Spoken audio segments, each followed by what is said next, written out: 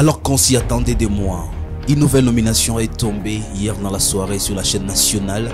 Des nouvelles figures qui ont apparu et des anciennes qui ont été reconduites dans cette nouvelle nomination qu'a fait le gouvernement Sama Lukonde, qualifié déjà par les Congolais du gouvernement de Sama Lukonde 2, les Warriors. Vont-ils tenir pour le moment qui reste avant les élections en 2023? Ce sera donc la question qui va nous intéresser dans l'actualité du jour. Également, nous allons parler de cette rencontre qui va devoir s'annoncer dans quelques minutes. Georges Benouima, bonjour et bienvenue. Bonjour Blaise et bonjour à tous les Congolais. Il reste des heures avant la rencontre de Léopard. Un match très important pour les Léopards de la RDC qui ont très mal démarré cette campagne, des défaites. Aujourd'hui, les Congolais seront dans l'obligation de mouiller les maillots pour ne serait-ce que d'abord gagner un seul match. Des analyses dans cette actualité du jour, c'est à suivre mesdames, messieurs. Vous êtes nouveaux sur la chaîne, abonnez-vous et on se retrouve dans la deuxième partie.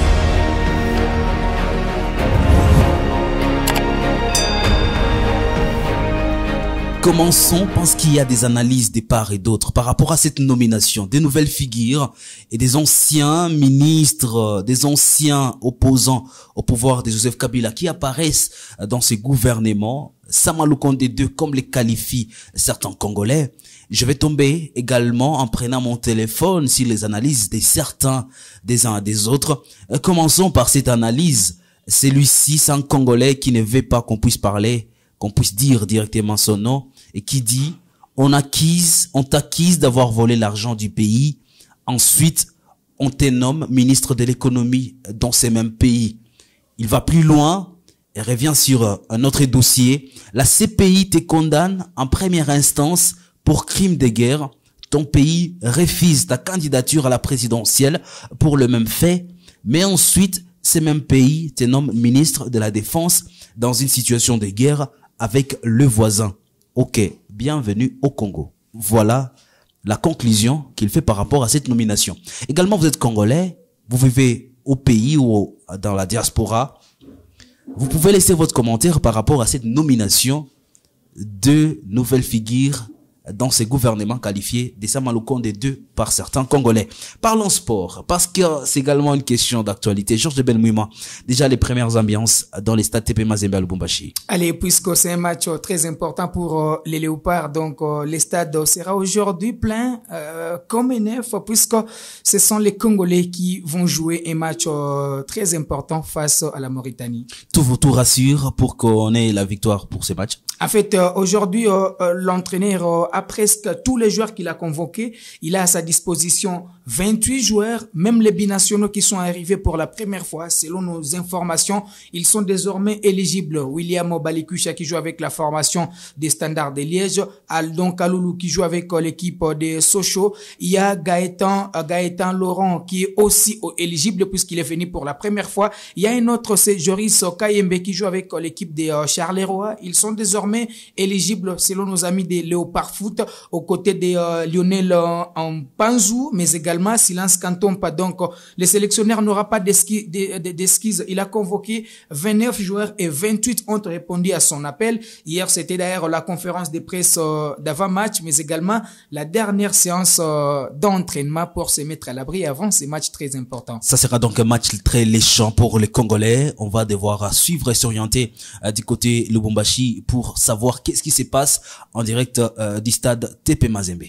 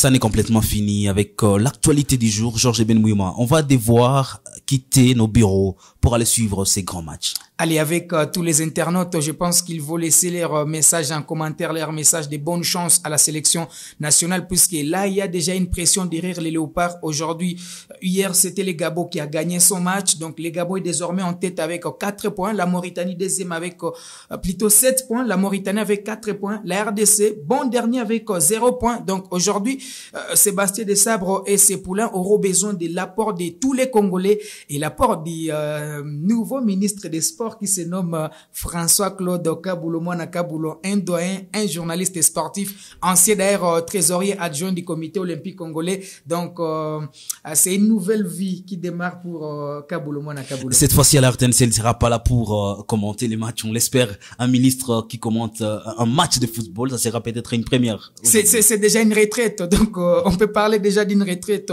de Kaboulo. Il a beaucoup servi la RTNC, 39 ans de bons et loyaux services à ces pays. Donc, désormais, il a un défi à relever, redonner certainement les blasons à ce football congolais qui a subi beaucoup de perturbations. Un championnat qui est à l'arrêt depuis les mois de novembre et décembre. Donc, les Congolais attendent beaucoup de Kaboulo, Mwana Kaboulo. Mesdames, Messieurs, il y a beaucoup de choses à dire dans cette rubrique actualité du jour, ces moments d'échange entre journalistes de Kivu Morning Post et vous, chers internautes.